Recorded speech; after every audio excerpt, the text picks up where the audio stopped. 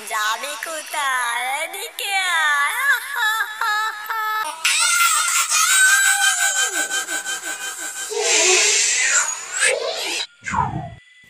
আসসালামু আলাইকুম প্রিয় লিসেনার্স, আশা করছি আপনারা সবাই ভালো আছেন। রাত প্রায় 11টা বাজে। এমনই একটি সময় আমরা আবারও হাজির হলাম আমাদের এই ইউটিউব চ্যানেলটিতে একটি সত্য বইয়ের ঘটনা নিয়ে। লিসেনার্স, অত্যন্ত আনন্দের সাথে জানাচ্ছি যে আজকে একটি ভয়ঙ্কর ঘটনা আপনাদের মাঝে আমরা উপস্থাপন করতে পারবো। তাই অনুরোধ থাকবে যে আজকের এই ঘটনাটি কোনো রকম স্কিপ না করে পুরোটা শোনার জন্য। আশা করি আজকের এই ঘটনাটি আপনাদের অনেকটা ভালো লাগবে। চলুন দেরি না করে এবার আমরা আমাদের এই ঘটনাতে চলে যাই। ঘটনাটি আমাকে ইমেল করে পাঠিয়েছেন, তো ইমেইলে যেভাবে লেখা আছে আমি ঠিক সেভাবে আপনাদের মাঝে উপস্থাপন করার চেষ্টা করছি। আসসালামু আলাইকুম প্রিয় লিসেনার্স, আশা করছি আপনারা সবাই ভালো আছেন। আমি বরিশাল জেলার গোয়ালা বাজার থেকে মাহমুদ বলছিলাম। আমি ভূত এফএমের অনেক বড় একজন শ্রোতা। বরাবরের মতোই আমি প্রতিদিন রাত্রিবেলা ভূত এফএমের ঘটনা না শুনলে আমার ঘুম আসে না। তো আজকে আপনাদের মাঝে আমার এই ইমেলটি লেখার কারণ হচ্ছে আমার সঙ্গে ঘটে যাওয়া কয়েক বছর আগের একটি ভয়াবহ ঘটনা। এটি আমার সঙ্গে আমার পরিবারকে নিয়ে একটি ভয়ঙ্কর ঘটনা ঘটে যায়, যেটির কারণে আপনাদের মাঝে আজকে আসা। ঘটনাটি যখন সূত্রপাত ঘটে তখন সময়কাল ছিল 1912 সাল। তখন আমার বাবা একজন ভালো ব্যবসায়ী ছিলেন। ভালো ব্যবসায়ী হওয়াতে আমাদের যে চলাফেরাটা এটা ছিল একটু অন্যরকম। আমাদের কোনো রকমের চাহিদা বা কোনো ঘাটতি কিছুই ছিল না আমাদের। তো আমরা খুব সুখে চলছিলাম। তো এরই মধ্যে বছরের শেষ দিকে আমরা একটা পিকনিক খেলে থাকি। এটা আমাদের পরিবার এবং পরিবারের যে লোক, আত্মীয় স্বজনদের মধ্যে কিছু লোক, তাদেরকেও আমরা সাথে করে নিই। এই পিকনিকটা মূলত আমরা খেলে থাকি, এর কারণ হচ্ছে বছরের শেষ দিনটা আমরা উদযাপন করার জন্য। এবং এই পিকনিকের মধ্যে আমাদের সঙ্গে যে এত ভয়ানক একটা ঘটনা ঘটে যাবে এটা আমরা কোনোদিন আশা করিনি। যাই হোক, আমরা বরাবরের মতোই ওখানে একটা পিকনিকের আয়োজন করি এবং আমাদের যে ফুফু ছিলেন, তারপর খালা ছিলেন, তাদেরকে তাদের বাড়ি থেকে কিছু লোক আমরা দাওয়াত করি যে আসার জন্য পিকনিকে। পিকনিক শুরু জানুয়ারি মাসের 2 তারিখ। তখন সব কিছু ঠিকঠাকই চলছিল। আমরা পিকনিকের জন্য বাজার সদাই সব কিছু রেডি করছিলাম এবং বাইরে থেকে মেহমান তারাও আসছিলেন আমাদের বাড়িতে। তো পিকনিকের যে স্থানটা এটার বিষয়ে আপনাদেরকে আগে থেকে একটু বলে রাখলে ভালো হবে। এটি আমাদের যে বাড়ি ছিল ওই বাড়ির পাশে একটা জঙ্গল ছিল এবং ওই জঙ্গলের পাশে একটা খালি জায়গা ছিল অনেকটা। ওখানে কিছু গাছপালা এবং নানান ধরনের ফুল গাছ পাশ দিয়ে লাগানো ছিল। বেশ ভালো একটা জায়গা ছিল। তবে এই জায়গাটার বিষয়ে আমার বাবার মুখ থেকে শুনেছি যে ওখানে নাকি আগেকার মানুষেরা কিছু উল্টাপাল্টা জিন, তারপর পিশাচ এগুলো দেখতে পেত। তো এগুলো দেখার পর মানুষ ওখানে অনেকটা ভয় পেত এবং এই জায়গাতে মানুষ কম বিচরণ করত। তবে আমাদের সময়টাতে এসে ওই জায়গাতে মানুষজন আসা যাওয়া একটু বেশিই করে। রাত্রিবেলাও দেখা যায় যে ওখানে মানুষ বসে আড্ডা দেয় এবং ওখানে যাতে মানুষ বসতে পারে, তারপর হাঁটাচলা করতে পারে, এর জন্য কিছু ব্রেঞ্চি বানানো হয়, যেটার মধ্যে বসে মানুষ রাত্রিবেলা দিনের বেলা ওখানে আড্ডা দেয়। এমন একটা জায়গা ছিল, ওখানে আমরা পিকনিকের জন্য আয়োজন করি। তো বাবার যে কথাটা ছিল যে আগেকার মানুষেরা নাকি এখানে পিশাচ বা কোনো আত্মা বিশেষ দেখে থাকতো, এরও যথেষ্ট একটা কারণ রয়েছে। এই যে জায়গাটা ভালো একটা জায়গা, ওই জায়গাটার পাশে, এটা অনেকটা দূরে, প্রায় 30 কি 40 গজ দূরে হবে, ওখানে কয়েকটা ছোট ছোট কবরস্থান আছে। ওই কবরস্থানে নাকি শোনা যেত আগেকার মানুষ, তাদের মধ্যে ছোট ছোট বাচ্চারা মারা যেত বেশিরভাগ, এবং ওই বাচ্চাগুলোর কবর ওখানে দেওয়া হয়েছে। এরই মধ্যে আরও একটি খবর জানতে পাওয়া যায় যে এই কবরস্থানের মধ্যে 2টি লাশ, ছোট ছোট বাচ্চার, ওই দুটো লাশ নাকি একদিনে মারা যায়। তারপর ওই লাশগুলোকে ওই কবরস্থানে একবারে দাফন দেওয়া হয়। এই যে ঘটনাটা, এটা আমাদের এলাকার অনেক মানুষই সচরাচর জানে। তো এই ঘটনাটি আমরা শোনার পর আমাদেরও বেশ ভয় লেগেছে। তো অনেক মানুষ নাকি আগে দেখতে পেত ওই যে জায়গাটা, খালি জায়গাটা পার্কের মতো, ওখানে নাকি এরকম ছোট ছোট বাচ্চারা রাত্রিবেলা হাঁটাচলা করে, বাচ্চাগুলোকে কেউ চিনে না। তো মানুষ এটাকে পাত্তা দেয় না, তার কারণ হচ্ছে আধুনিক যুগ চলে এসেছে, এর কারণে মানুষ এটাকে কাকতালীয় জিনিস ভেবে ফেলে দেয়। তো তো যাই হোক, এই বিষয়টা বাদ দিলাম, আমাদের পিকনিকের বিষয়ে আসা যাক। আমরা আমাদের পিকনিকের আগের রাত, তখন আমরা বাজার সদাই সব কিছু করছিলাম। আমাদের বাড়িতে মেহমানে ভর্তি ছিল, এক একজনের মুখে এক এক রকমের গল্প কথা, এক এক রকমের কথাবার্তা হচ্ছে এখানে। হঠাৎ আমার একজন খালা তিনি বলে উঠলেন যে, তোমাদের বাড়ির পিছনে যে পিকনিকের জায়গাটা রেডি করে রেখেছো, ওখানে নাকি আগে জিন বা কোনো পিশাচ হাঁটাচলা করতো, এটা কি সত্যি? তখন আমার বাবা বললেন যে, না না, থাক থাক, এই বিষয়টা নিয়ে আর কোনো রকমের কথা বলো না। আসলে এই যে বিষয়টা, এটা একটা মারাত্মক বিষয়। যেই মানুষ কিনা ওই বিষয় নিয়ে কথা বলে বা গবেষণা করতে চায়, তারই নাকি কোনো রকমের বড় রকমের ক্ষতি হয়ে পড়ে। এটা আমার বাবার মুখ থেকে শোনা। তো এরই কারণে আমার বাবা স্টপ করতে বললেন যে, এই বিষয়টা যাতে আর দ্বিতীয়বার কেউ না বলে। তো এই বিষয়টা সবাই বাদ দিয়ে দেন এবং পরবর্তীতে জার্জির মতো করে গল্প করা শুরু করে দিয়েছে। এর মধ্যে আমাকে এবং আমার এক ফুফাতো ভাই এবং আরও দুজন ছেলেরা, আমরা 4-5 জন মিলে গেলাম গরুর মাংস এবং মুরগির মাংস নিয়ে আসার জন্য।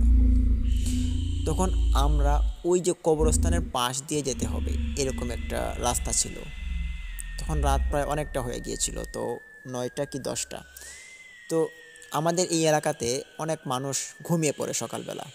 এখন দেখা যায় মানুষ 11টা-12টা পর্যন্ত সজাগ থাকে, কিন্তু তখনকার সময়ে 2012 সালের দিকে কিন্তু মানুষ এতটা সজাগ থাকতো না।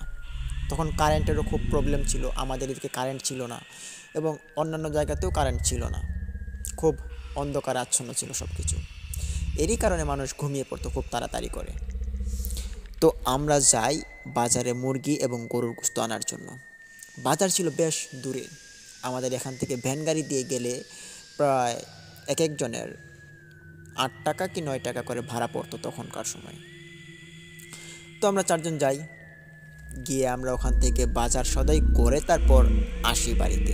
তখন আসার সময় যখন আমরা ওই কবরস্থানের পাশ কেটে আসার চেষ্টা করি, আমাদের মধ্যে একজন ভাই তিনি বলেন যে ওনাকে পিছন থেকে কেউ একজন টান দিয়েছে। আমরা বললাম যে, দেখ ভাই, এখানে মজা করার জায়গা না, কেউ কাউকে ডিস্টার্ব করবি না, তাড়াতাড়ি চলে আয়। তখন হঠাৎই আরও দুজন বলে ওঠে যে তাদেরকেও নাকি কেউ পিছন দিকে টেনে ধরেছিল।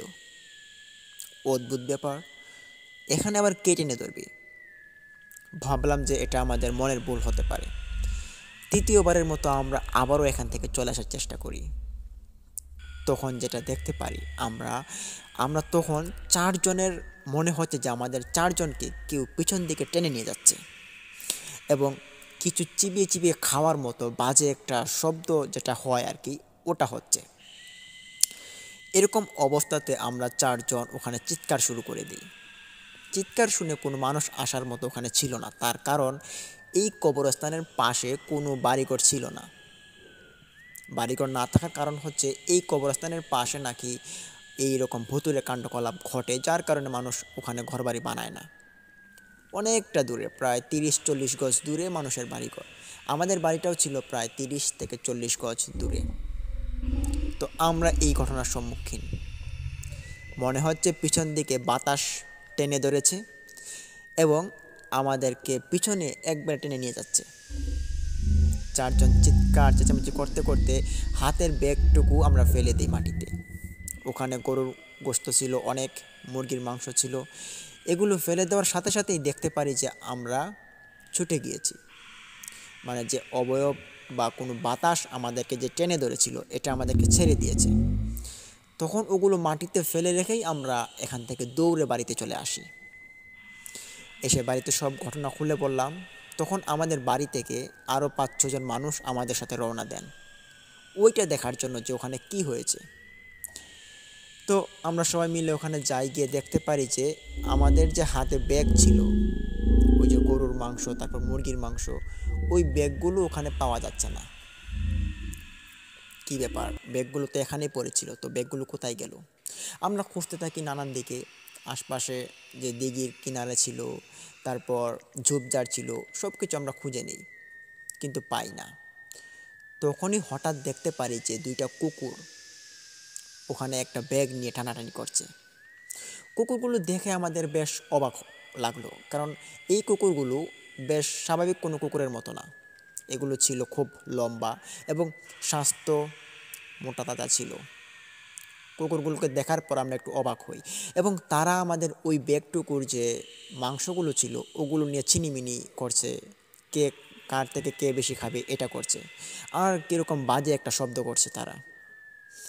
এটা আমার বাবা দেখতে পেরে বললেন যে এই দেখ, কুকুরে তোদের বাজারগুলো খেয়ে নিচ্ছে, তাড়াতাড়ি নিয়ে আয়। এখানে যাওয়ার জন্য আমরা তিনজন রওনা দিই যে ওই ব্যাগটা নিয়ে আসি, দেখি যদি কোনো কিছু বেঁচে থাকে। তো ওখানে আমরা যাই, গিয়ে দেখতে পারি যে ওই কুকুরগুলো আমাদের দিকে তখন তাক ধরে তাকিয়ে আছে। আমরা যখনই ওই কুকুরগুলোর চোখের দিকে তাকাই তখনই দেখতে পারি যে কুকুরগুলোর চোখ দিয়ে রক্ত বইছে। এটা দেখার পর আমরা ওখান থেকে ডাইরেক্টলি পিছনে চলে আসি এবং এসে তাদেরকে বলি যে কুকুরগুলো কোনো স্বাভাবিক কুকুর না, তাড়াতাড়ি এখান থেকে চলে আসেন। কিন্তু তারা তখন বলে যে না, আমরা কুকুরগুলোর কাছ থেকে ওইটা দেখতে চাই যে এটা কি। তখন এটা দেখার জন্য আমাদের বাড়ির কিছু মেহমান ওই কুকুরগুলোর কাছে যায়। তখন একজন লোক ওখানে একটা লাঠি নিয়ে নেয় হাতে এবং একটা লাঠি নিয়ে কুকুরগুলোকে আঘাত করে ফেলে। যখনই সে কুকুরটার ওপর আঘাত করলো তখনই কুকুরটা অদৃশ্য হয়ে পড়ল এবং ওই কুকুরগুলো অদৃশ্য হওয়ার সাথে সাথেই ওই লোকটার হাত দুইটা অবশ হয়ে পড়ে। তখন সে কান্না শুরু করে দেয়, চিৎকার চেঁচামেচি, তার হাত নাড়াতে পারছে না। এইটা দেখার পর আমরা ওই লোকটাকে বাড়িতে নিয়ে আসি। উনি ছিলেন আমার একজন দুঃসম্পর্কের ভাই। ওনাকেও দাওয়াত করা হয়েছিল যে পিকনিকের জন্য, কিন্তু ওনার একটা অবস্থা নাজেহাল হয়ে পড়ে, ওনার হাত দুটো অবশ হয়ে পড়ে। তো ওনাকে বাড়িতে আনা হয়, এনে সব ঘটনাগুলো মানুষের সাথে শেয়ার করা হয় এবং মানুষ জানতে পারে যে এই জায়গাটার ভয়াবহতা সম্পর্কে। তখন ওই জায়গাতে মানুষ খুব কম আসা যাওয়া করে। তো পরদিন আমাদের পিকনিক, রাতটা যায় কলে বলে এবং কান্নাকাটিতে। কেননা আমাদের যে একজন ভাই ছিল, দুঃসম্পর্কের ভাই, ওনার হাত দুটো অবশ হয়ে গিয়েছে। ওনার সেবা করতে করতে সারাটা রাত চলে গেছে, প্রায় সকাল হয়ে এসেছে। এখন আমাদের সকলের চোখে অনেকটা ঘুম এবং বাড়িতে যে পিকনিক আয়োজন করা হয়েছে ওই পিকনিকের যে খাবারগুলো, যে মুরগির মাংস, গরুর মাংস, ওগুলো নেই। তো ওইগুলো আনার জন্য আবার যেতে হবে বাজারে। তো রাত্রিবেলা ঘুমাইনি, এই ঘুমটা না হওয়ার পরেও আমাদেরকে আবার বাজারে পাঠানো হয়েছিল। বলল যে যাও, কি করা যাবে, আর পিকনিক তো রেডি করতে হবে, যাও। তখন আমরা 5-6 জন মিলে বাজারে যাই, বাজার করে আবার বাড়িতে আসি। তখন বাড়িতে আসার পর আমরা দেখতে পারি যে আমাদের দুঃসম্পর্কের ভাইটা ছিল, উনি তখন আস্তে আস্তে করে ওনার হাতটুকু নাড়াতে পারছেন, তবে এতটা ক্লিয়ারলি হাত নাড়াতে পারছেন না। মনে হচ্ছে ওনার হাত একবারই অবশ হয়ে যাচ্ছে এটা। তো ওনাকে আমরা সান্ত্বনা দিলাম, বললাম যে হাত ঠিক হয়ে যাবে, আর আপনাকে আমরা আজকে দেখি হাসপাতালে নিয়ে যাব বা কোনো তান্ত্রিক বা কোনো ওঝার কাছে নিয়ে যাব যদি এটার সমাধান পাওয়া যায়। তো আমরা আমাদের কাজে লেগে পড়ি, সারাদিন রান্না বান্না কাটা বাছা করলাম, আমিও করলাম। তো সব কিছু রেডি হওয়ার পর এটা সন্ধ্যা হয়ে পড়ে, আর এই সন্ধ্যাবেলায় খাওয়া দাওয়ার অনুষ্ঠান চলে। যদিও খাওয়া দাওয়ার অনুষ্ঠানটা দুপুরে হওয়ার কথা ছিল, এই রাত্রিবেলার একটা ভয়াবহতার কারণে বাজারটুকু নষ্ট হয়ে পড়ে এবং এই বাজারটুকু সকালবেলা আনতে আনতে প্রায় সন্ধ্যা ঘনিয়ে পড়েছে খাবার দাবার করার জন্য। তখন অনেক মানুষ ওখানে আসে, আমাদের আত্মীয়ের কিছু মানুষ, তারপর যাদেরকে ইনভাইট করা হয়েছিল এরা সবাই আসে। সবাই মিলে খাওয়া দাওয়া করি, বেশ ভালো। কিন্তু দুঃসম্পর্কের যে ভাইটা ছিল তিনি খেতে পারলেন না, ওনার জন্য তখন খুব কষ্ট হচ্ছিল। আর খাওয়া দাওয়ার পরই আমরা চিন্তা করলাম যে ওনাকে নিয়ে হাসপাতাল যাওয়ার। তো আমরা প্রথম সারিতে খেয়ে নিলাম, খাওয়ার পর সবাইকে খাওয়ার জন্য মানে ডাকাডাকি করছি এবং মানুষকে কীভাবে খাওয়ানো যায় এটা আর কি আমরা দেখাশোনা করছি। এরই মধ্যে আমরা দেখতে পাই যে 3 জন লোক এসেছে আমাদের পিকনিক খেলাতে, তাদেরকে আমরা চিনি না। আশ্চর্য বিষয়, তাদেরকে চিনি না, আমার আব্বুও চিনেন না এবং আত্মীয়র যে লোকগুলো যে এসেছিল তারাও চিনে না। 3 জন লোক কী করে আসলো, এসে আমাদের পিকনিকে এসে বসলো, বসে বলছে যে আমাদেরকে খাবার দেন। তো আমরাও ভাবলাম যে যেহেতু মেহমান তো তাদেরকে খাবার দাবার দিতে হবে। তো আমরা 3 প্লেটে 3টা বিরিয়ানি এনে তার সঙ্গে একটু মাংস তাদেরকে দিই। অদ্ভুত বিষয় ছিল, তাদেরকে দেওয়ার সাথে সাথেই দেখতে পাই যে কতক্ষণের ভিতরে ওই বিরিয়ানিগুলো খেয়ে নিল। তখন প্রথম প্লেট খাওয়ার পর আবারও বলল যে আমাদেরকে আরও খাবার দেন। তখন আমার ভাই আবার খাবার দিলেন। তারা আবারও ওই খাবারগুলো খুব ক্ষুধার্ত অবস্থায় মানুষ যেভাবে খায় আর কি, তারা এভাবে খেয়ে নিল। তো এই খাবারগুলো খাওয়াটা আমার আব্বু দেখছিলেন। তখন তিনি একটু সন্দেহ জাগলো যে এদের উপরে। আমাকে ডাক দিয়ে বললেন যে তুই কি এদেরকে চিনিস? বললাম যে না তো। আমাকে বললেন যে দেখতো ওই যে আত্মীয়রা যে এসেছে তাদের সঙ্গে কি এই মেহমানগুলো এসেছে কিনা, যদি কেউ চিনে থাকে। তখন আমি সবাইকে এক এক করে জিজ্ঞেস করলাম যে এই যে 3জন লোক এসেছে তারা কি আপনাদের কেউ হন? সবাই বলল যে না তো, আমরা ওদেরকে চিনি না।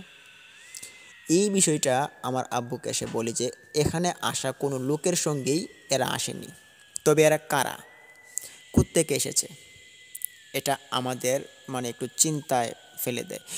তখন আমার আব্বু ওদেরকে ভালো করে দেখার জন্য তাদের পাশে একটু ঘোরাফেরা করেন। তাদের পুরোটা শরীর দেখতে দেখতে আব্বুর দূর থেকে তাদের চোখ যায় নিচের দিকে। তিনি দূর থেকে যতটুকু দেখতে পারলেন যে তাদের পাটুকু বেশ অস্বাভাবিক। তিনি তখন ভাবছেন যে আমাদের যে স্বাভাবিক পাগুলো সেটা নখ থাকে সামনের দিকে এবং মোড়াটা থাকে পিছনে। তো আব্বু দূর থেকে দেখতে পারলেন যে ওই 3জন লোকগুলোর সামনের দিকে মোড়া এবং পিছনের দিকে আঙ্গুল রয়েছে। বেশ অদ্ভুত ঠেকলো আমার আব্বুর কাছে। তখন আমার আব্বু এই বিষয়টা আরেকটু ক্লিয়ারলি হওয়ার জন্য তিনি ওদের কাছে গিয়ে জিজ্ঞেস করেন যে আপনাদের পাটুকু কি আমি দেখতে পারি? তখন উপস্থিত আমরা অনেকেই ছিলাম এখানে, পিকনিকের যারা যারা লোক থাকা দরকার, আত্মীয় মেহমান, সবাই আমরা দেখতে পারি যে আব্বু গিয়ে তাদেরকে জিজ্ঞেস করছে। তখন ওখান থেকে একজন লোক উঠে বলল যে আমাদের পা আপনি কেন দেখবেন, আমাদের পা দেখা যাবে না, আপনি এখান থেকে চলে যান। তারপর আব্বু জিজ্ঞেস করলেন যে আপনারা কার সাথে এসেছেন, আর আপনাদেরকে তো ইনভাইট করা হয়নি, আপনারা কেন এখানে এসেছেন? তখন ওই 3জন লোক থেকে একজন বাচ্চা ছেলেটা বলে উঠে যে আমরা এখানে এসেছি খাবার খেতে, আমরা খাবার খেলে কি আপনাদের কোনো সমস্যা আছে? বলি যে না, খাবার খান, সমস্যা নেই, তবে আপনাদের একটু খটকা লাগছে আমার কাছে। তখনই যথারীতিভাবে তারা খাবারটা খুব দ্রুত শেষ করে ফেললো এবং শেষ করেই আমাদের সাথে কোনো রকমের কথাবার্তা না বলে তারা এখান থেকে চলে যাওয়ার জন্য রওনা দেয়। তারা বাড়ি থেকে বের হয়ে যায়। আমরা সবাই হা করে তাকিয়ে থাকি, ভাবি যে কী অদ্ভুত ব্যাপার, এদেরকে চিনি না জানি না, এসে আমাদের দাওয়াত খেলো, আবার কোনো পরিচয় না দিয়ে চলে যাচ্ছে। তবে এদের যে পাগুলো উল্টা ছিল এই বিষয়টা শুধু আমার আব্বু দেখেছিলেন। তখন আমার আব্বু আমার চাচাকে এসে এই বিষয়টা বললেন। চাচা তখন বললেন যে এরা কোনো স্বাভাবিক নয়, তাদেরকে একটু ফলো করে দেখতে পারো যে তারা কারা এবং কোথায় যায়, কোথায় থাকে। তখন আমাকে এবং আমার ফুফাতো ভাই এবং আমার 2জন চাচা, আমরা প্রায় 5-6 জন মিলে ওই 3জন লোককে পিছনে ধাওয়া করি, তারা কোথায় যায় আমরা দেখার জন্য এটা। তখন আমরা তাদের পিছন যেতে যেতে ওই যে কবরস্থানটা, যে বাচ্চাগুলো আগে মারা যেত তারপর কয়েকটা কবরস্থান ওখানে দেওয়া হয়েছিল, ওই কবরস্থানের নিকট তারা গিয়ে পৌঁছায়। ওখানে আমরা দেখতে পারি যে তারা ওখানে দাঁড়িয়ে কিছুক্ষণ অপেক্ষা করলো এবং কিছুক্ষণের ভিতরেই দেখতে পেলাম যে একজন বাচ্চা ওখান থেকে উধাও হয়ে গেল। বিষয়টা তো একটু ঘাবড়ে গেলাম আমরা, কারণ এরকম একটা বাচ্চা যদি উধাও হয়ে যায় এটা কিন্তু একটা অস্বাভাবিক বিষয়। প্রথমে এটাকে আমরা গুরুত্ব না দিলেও আমরা এদেরকে আবারও ফলো করি। আমরা ওই 2জন লোককে আবারও আমরা ধাওয়া করতে করতে পিছনে যাই। তখন যেতে যেতে আমরা ওদের পিছনে পিছনে, আমাদের গ্রামের একটি বড় একটা জঙ্গল রয়েছে, ওইটাতে আর কি মানুষ কমই ঢুকে, প্রায় শেয়াল, তারপর অনেক হিংস্র প্রাণী ওখানে থাকে, সাপ, ভয়ঙ্কর ভয়ঙ্কর সাপ ওখানে দেখা যায় আর কি। ওই জঙ্গলটার ভিতরে তারা প্রবেশ করে। তখন ওই জঙ্গলের ভিতর রাত্রিবেলা আমাদের সাহসে কুলাচ্ছিল না যে এই জঙ্গলটার ভিতরে তাদের পিছনে পিছনে আমরা ধাওয়া করব এবং প্রবেশ করবো এটার ভিতরে। তখন আমি ওখান থেকে বলে উঠলাম যে দেখেন চাচা, এই জঙ্গলটা তো ভালো না, তো আমরা এখন কি করব, আমরা কি তাদের পিছনে যাব? চাচা একদিন বলে উঠলেন যে না, এখন আর যাওয়ার দরকার নেই, এরা কোনো স্বাভাবিক কোনো মানুষ বা কোনো আমাদের চেনা পরিচিত কেউ হতে পারে না।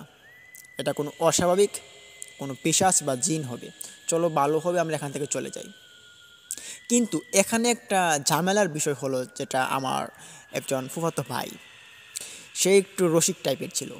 সে বলে যে এদেরকে আমরা দেখতে চাই। অনেক দিন ধরে এসবের সাক্ষাৎ হই না, তো আমার জীবনেও কোনো দিন হয়নি। তো এইটা আমি দেখতে চাই যে আজকে তারা কি, কোথায় থেকে এসেছে, কি করতে চায়। এই বিষয়টাকে আমাদেরকে সে বলে এবং আমাদেরকে নিয়ে সে জোর করে এদিকে যাওয়ার জন্য। তখন আমরা আর না করতে পারলাম না, প্রথমে না করলেও পরবর্তীতে আর তার সঙ্গে পারলাম না, সে আমাদেরকে নিয়ে গেলই। জঙ্গলের ভিতর যেই না প্রবেশ করলাম, আমাদের সবার মনে হলো যে জঙ্গলটা একটা কাঁপান দিয়ে উঠেছে। যেমন একটা ঘূর্ণিঝড়ের প্রভাব যদি 1 সেকেন্ডের জন্য বয়ে যায়, তাহলে যেমনটা অনুভূতি হয়, ঠিক তেমনটা অনুভূতি হলো আমাদের সঙ্গে। আমরা তখন সবাই এক একজনের মুখের দিকে একজন তাকাতে থাকি, ভাবি যে এই শীতকালের মৌসুম পড়ছে, তো এই দিনে তো এরকম বাতাস বা কোনো ঘূর্ণিঝড়ের আবহাওয়া নেই, হঠাৎ আমাদের কেন এমন লাগলো। আমরা তখন আবারও বুঝতে পারি যে এটা একটা অস্বাভাবিক বিষয়। তো এটা আমরা বোঝার পরেও আমরা আরেকটা বোকামি করি, যেটা হচ্ছে আমরা ওখানে আবারও প্রবেশ করি। যেতে যেতে আমরা প্রায় জঙ্গলের মাঝখানে চলে যাই, ওই দুইজন পিশাচের পিছনে দাওয়া করতে করতে।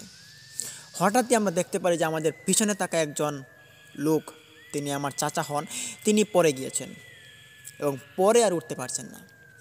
ওনার কাছে যাওয়ার সময় আমরা দেখতে পারি যে ওনার যে পা ছিল, হাঁটু পর্যন্ত মাটির নিচে গেড়ে গিয়েছে। বেশ ভয়ানক দেখাচ্ছিল এই পরিস্থিতিটা। ওনাকে টান দিয়ে আমরা তোলার চেষ্টা করছি, কিন্তু ওই যে ছোট্ট একটা গর্ত, যে গর্তটার দিকে আমার চাচার পাটা ঢুকেছিল, ওই গর্তটা যেন ওনাকে খেয়ে নিয়ে, মানে টেনে নিয়ে খাওয়ার চেষ্টা করছে, এরকম একটা অবস্থা। আর এখান থেকে একটা কচমচ, একটা বাজে একটা বিশ্রী শব্দ বের হচ্ছে। আমাদের সাথে থাকা মানুষজন সবাই ভয় পেয়ে যায় এবং এখান থেকে দুজন দৌড় দিয়ে জঙ্গল থেকে বের হয়ে যায়। আমরা আছি আর 3 জন। একজনের পা কুপে গিয়েছে এবং আরেকজন আর আমি মিলে ওনাকে তোলার চেষ্টা করছি, আমার চাচাকে। হঠাৎই আমরা দেখতে পাই যে আমাদের পিছনে একজন বৃদ্ধ বয়সের, অনেক বছর বয়স হবে, উনি এসে আমাদের পিছনে হাজির।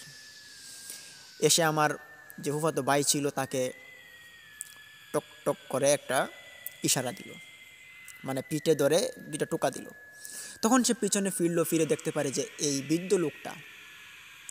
আর এই লোকটাকে আমি পিছন দিকে ফেরার সময় দেখতে পারি যে এই লোকটাকে আমি কোনো দিন আমাদের এই গ্রামে আর দেখিনি কোনো দিন। আমি তখন জিজ্ঞেস করলাম যে চাচা আপনি কে?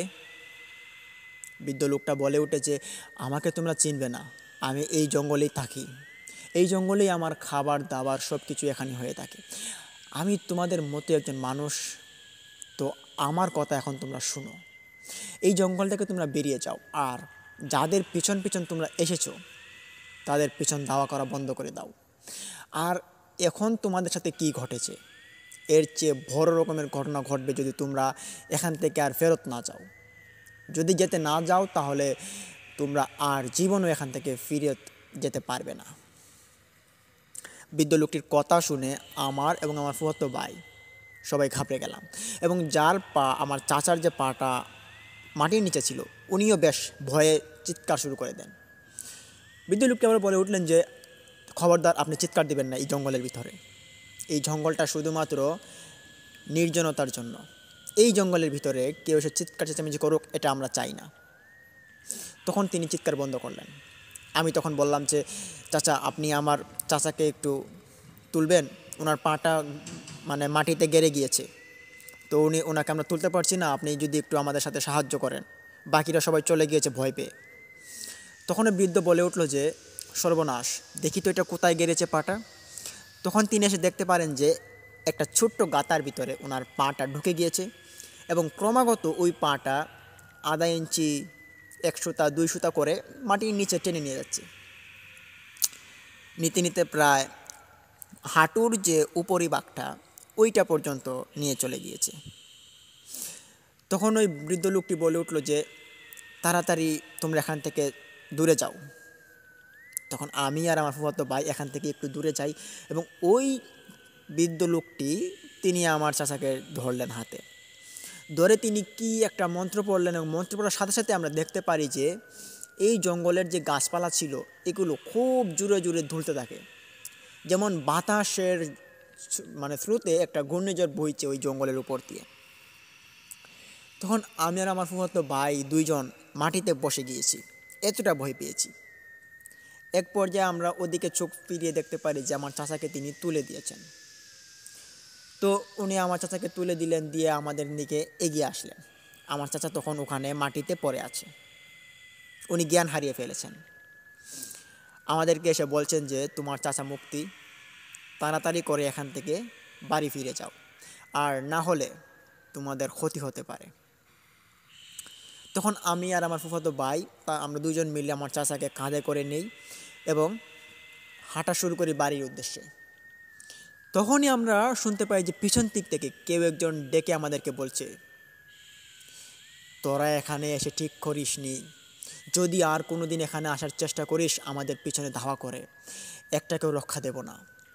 আজকে তোদের ভাগ্য ভালো, তোরা আজকে বেঁচে গিয়েছিস, আর যদি কোনো দিন এদিকে আসার চেষ্টা করিস তোদের বংশ নির্বংশ করে দেব। এই বলে বাজে রকমের একটা হাসি দিয়ে সে বাতাসের সঙ্গে মিলিয়ে গেল। পিছনে ফেরার পর আমরা দেখতে পারি যে কেউ নেই, তবে একটা বাতাস যেন এটা উধাও হয়ে গিয়েছে। আমরা ভয় পেয়ে এখান থেকে আরও জোরে দৌড় শুরু করি চাচাকে কাঁধে করে নিয়ে। দৌড়াতে দৌড়াতে প্রায় জঙ্গলের শেষ কিনারায় এসে আমরা রাস্তার নিকট এসে পড়ি।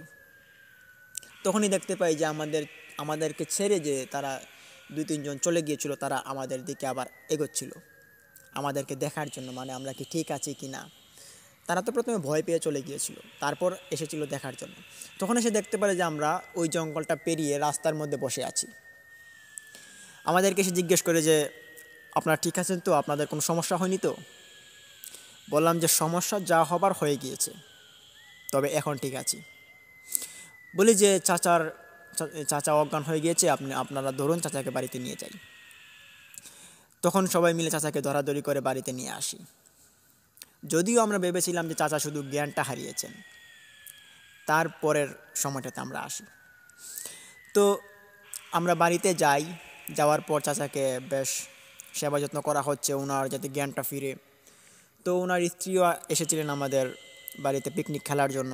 ওনাদের বাড়ি ছিল বেশ অনেকটা দূরে। তো এসে তারা সবাই কান্নাকাটি শুরু করে দিল এবং এই পরিস্থিতির শিকারটা আমার বাবা, তিনি বললেন যে এটা তিনি দেখে ছাড়বেন এবং কী কারণে এরকম ঘটনা ঘটেছে তিনি এটাও দেখবেন। তখন হঠাৎ করে আস্তে আস্তে আমার চাচা জ্ঞান ফেরার পর আমরা জিজ্ঞেস করলাম যে চাচা আপনি কি ঠিক আছেন? চাচা তখন বলে যে আমার খুব কষ্ট হচ্ছে, আমার হাত পা নাড়াতে পারছি না। কি অদ্ভুত বিষয়, চাচা আপনি হাত নাড়াতে পারছেন না মানে? আপনি চেষ্টা করুন। বলে যে না, আমি তো পারছি না কিছুই করতে। আসলেই সত্যি এটাই ঘটেছিল। আমার চাচার হাত পা একেবারের জন্য অবশ হয়ে গিয়েছিল। ওনার হাত পা এখনও অবশ, তবে তিনি এখন বেঁচে আছেন খুব কষ্টে। এটা যেহেতু ওনার সঙ্গে ঘটেছে অনেক দিন আগে, তার একটা বড় ছেলে ছিল, ওই ছেলের ইনকামে এখন তাদের পরিবারটা চলে। তো যাই হোক, এই সময়টার মধ্যে আমার আব্বু কী করেন, তিনি একটা তান্ত্রিক নিয়ে আসেন। তিনি এটাকে বলা যায় একটা বেশ উজার মতো। তো ওই পাশের গ্রামে একটা ছোট্ট কুঁড়ের ঘরের মধ্যে তিনি থাকতেন। রাত্রিবেলা বাতি জ্বালিয়ে তিনি ওখানে ধ্যান করতেন এবং মানুষের বিপদ আপদ হলে, যেমন জিন বিষয়ক বা প্যারানর্মাল বিষয়ক কোনো ঘটনা যদি ঘটে থাকতো, তাহলে তিনি এসে মানুষকে সাহায্য করতেন। তো আমার আব্বু গেলেন, ওনার কাছে গিয়া এই ঘটনাটা খুলে বললেন। তান্ত্রিক তখন আমার আব্বুর সাথে চলে আসেন। এসে আমাদের বাড়িতে আমার চাচাকে দেখতে পারেন যে আমার চাচার এরকম একটা অবস্থা, তিনি অবশ হয়ে পড়ে আছেন মাটিতে। তখন আব্বুকে জিজ্ঞেস করলেন যে আপনার ভাই, উনি মনে হয় আপনার ভাই হন? বললেন যে হ্যাঁ। ওনার হাত পা কি অবশ হয়ে গিয়েছে? হ্যাঁ। তো ওনাকে আপনি কেন পাঠালেন? আর যারা যারা গিয়েছিল ওখানে, যারা প্রাণে বেঁচে ফিরেছে, তাদেরকেই বা আপনি কেন পাঠালেন? বলে যে আমি তো একটু দেখার জন্য যে এরা কারা ছিল, 3 জন লোক, আমরা চিনি না, এরা কোত্থেকে আসলো, এইটা দেখার জন্য ওদেরকে আমি পাঠিয়েছিলাম, জাস্ট, আর কিছু না। কিন্তু এরকম ঘটনা যে ঘটে যাবে এটা কে জানে। তখন ওই তান্ত্রিক বলে যে আজ থেকে অনেক দিন আগের একটি ঘটনা। তখনকার সময় নাকি এমন একটা সময় ছিল যেটাতে একটা প্রতিনিধি সে একটা গ্রামকে শাসন করত। তখন একলাস নামক একজন প্রতিনিধি ছিলেন যিনি ওই এলাকাতে নাকি শাসন করে থাকতেন। এলাকার মানুষ কীভাবে চলছে তাদের সুখ দুঃখ দেখাটাই তার কাজ ছিল। তার সময়ে নাকি যে বাচ্চারা যদি কোনো পাপ করতো, যেমন এটা হতে পারে চুরি, তারপর মারামারি, এটা যদি একটু মাত্রাতিরিক্ত একটু বেশি হয়ে পড়ে তাহলে তাকে নাকি খুব বড় রকমের শাস্তি দিত, এবং এমনও শাস্তি দিত যার কারণে এই শিশুগুলো মৃত্যুবরণ করতে হতো। শাস্তিগুলো বড়দেরকেও দিত, তবে বড়রা মৃত্যুবরণ করতো না, আর ছোটরা এটা সহ্য করতে পারতো না, যার কারণে তারা মৃত্যুবরণ করে ফেলতো। এই ঘটনাটা আমাদেরকে শোনান। এই ঘটনার পরিপ্রেক্ষিতে যে শিশুগুলো মৃত্যুবরণ করেছিল তাদেরই নাকি আত্মাগুলো দেখা যেত সেই সময়, যে তাদের আত্মাগুলো ঘোরাফেরা করছে। তো এই যে একটা ভয়াবহ বিষয়টা, এটা নাকি ওই সময়তেই এই এলাকাতে বিচরণ করে আছে। তবে এই তান্ত্রিক অনেক আত্মাকে দেখেছেন, অনেক ছোট ছোট বাচ্চাকে উনি দেখেছেন যে ঘোরাফেরা করার করে। যেহেতু তান্ত্রিক, তিনি রাত্রিবেলা হাঁটাচলা করতেন, ঘোরাফেরা করতেন ধ্যানমগ্ন, এর জন্য। তো তান্ত্রিক আমাদেরকে বললেন যে এই জঙ্গলটাতে আমাদের এলাকার কি কেউ যায়? আমরা বললাম যে বেশি যায় না তো, তবে দিনের বেলা কিছু মানুষ যায়, দিনের বেলায় যায়। তবে দিনের বেলায় এই জঙ্গলের মধ্যে মানুষের সঙ্গে এরকম ঘটনা ঘটে না। যারা এদেরকে ক্ষতি করার জন্য যায় তাদের সঙ্গেই এরকম ঘটনা ঘটে। এই জঙ্গলটা একটা পিশাচ কেন্দ্রিক জঙ্গল হয়ে আছে। আমাদের এই গ্রামের মধ্যে এই জঙ্গলটাকে মানুষ ভয় পায়। যদিও আমাদের এই গ্রামটা খুব ছোট, বেশ বড় বড় জায়গার মধ্যে এক একটা গড়, মানুষজনও খুব কম, যার কারণে এই ভয়াবহতার মাত্রাতিরিক্ত একটু বেশি। এই জঙ্গলের ভিতরে যাদের জায়গা রয়েছে তারাও কিন্তু ওই জঙ্গলে যায় না। তো এর পরবর্তীতে এই ঘটনার পরিসমাপ্তিতে যা ঘটে সেটা হচ্ছে আমাদের একজনের একবারে অবস্থা শেষ। যেমন আমার চাচার হাত পা অবশ হয়ে পড়ে, আর প্রথমে যে ওনার হাতটা অবশ হয়েছিল তিনি তখন ভালো হয়ে গিয়েছিল কয়েকদিনের ভিতরে। তো পরবর্তীতে এরকম আর কোনো ঘটনা নিয়ে আমরা গবেষণা করিনি, আর আমাদের সঙ্গে এরকম কোনো ঘটনা ঘটেওনি। যদিও পরবর্তীতে স্বপ্ন, তারপর এই রাস্তার মধ্যে বের হলে কিছু একটা আবছা দেখতে পাওয়া, এটা আমাদের পরিবারের কিছু লোক দেখেছে, তাও এটা বেশি একটু গুরুত্ব পায়নি। তো এই ছিল প্রিয় লিসনার্স আজকের ঘটনা। ঘটনাটি ভালো লাগলে ভিডিওতে লাইক দিন, কমেন্ট করুন এবং শেয়ার করে বন্ধুবান্ধবদের মাঝে ছড়িয়ে দিন, এবং অবশ্যই আমাদের এই ইউটিউব চ্যানেলটিকে সাবস্ক্রাইব করে পাশে থাকা বেল আইকনটিকে অন করুন, যাতে আমরা ভিডিওগুলো আপলোড করার সাথে সাথেই আপনারা নোটিফিকেশন পেয়ে যান। প্রিয় লিসনার্স, আরও একটি কথা আপনাদের মাঝে না বললেই নয়। লিসনার্স, আমরা আমাদের এই চ্যানেলে প্রতিদিনই সত্য নির্ভর ভৌতিক ঘটনাগুলো মানুষের কাছ থেকে কালেক্ট করে আপনাদের মাঝে উপস্থাপন করার চেষ্টা করি, এবং আজীবন আমরা করে যাওয়ার চেষ্টা করব যদি আপনারা পাশে থাকেন। এবং আমরা আমাদের এই চ্যানেলটিকে 1 লাখ সাবস্ক্রাইবারের দিকে এগিয়ে নিয়ে যাওয়ার একটা চূড়ান্ত সিদ্ধান্তে আছি। তো এটা একমাত্র সম্ভব হবে যদি আপনারা আমাদেরকে ভালোবাসা দেন এবং আপনারা যদি আমাদের পাশে থাকেন। তো লিসেনার্স, আপনারা আমাদের পাশে থাকুন এবং সবসময় আমাদের সাথেই থাকুন। আপনারা হচ্ছেন আমাদের জোর এবং শক্তি। তো আমাদের চ্যানেলটিকে অবশ্যই সাবস্ক্রাইব করুন, আমাদের মনের সাহসটাকে আপনারা বাড়িয়ে তুলুন। প্রিয় লিসেনার্স, আজকের মতো এই পর্যন্ত আপনাদের কাছ থেকে আমি বিদায় নিচ্ছি। ততক্ষণ সবাই ভালো থাকুন, সুস্থ থাকুন, এবং দেখা হচ্ছে কাল কোনো নতুন একটি ঘটনা নিয়ে। তো প্রিয় লিসেনার্স, সবাই ভালো থাকুন। আসসালামু আলাইকুম।